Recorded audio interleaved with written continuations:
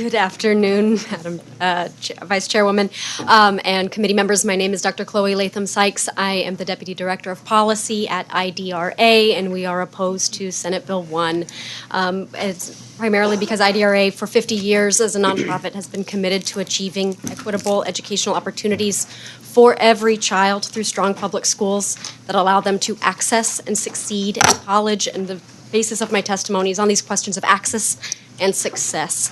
I'm going to turn your attention to the second heading you'll see around Texas private schools that are few and far between. On the second page of the testimony, you'll see a map of Texas, and this will hopefully be interactive online, launched for you shortly this week, where you can see it by your Senate district.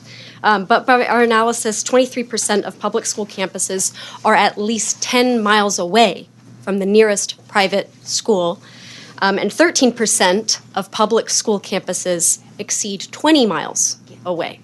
So when we're talking about physical access to a private institution, families that could afford in time or money, and on both, to travel 40 miles round trip or more for their students' education really places a burden on the students. We've been talking about specifically students from low-income households, students who have been historically marginalized and need to have strong resources invested in the schools that are committed to serving them, and that's our public schools. On the second page, you'll see some studies listed, and we don't have to look any farther than our neighbors in Louisiana, Indiana, Alabama, Ohio, Washington, D.C. There are several reputable longitudinal studies on existing education savings account and voucher programs that show declining or stagnating academic achievement for the participants in those programs.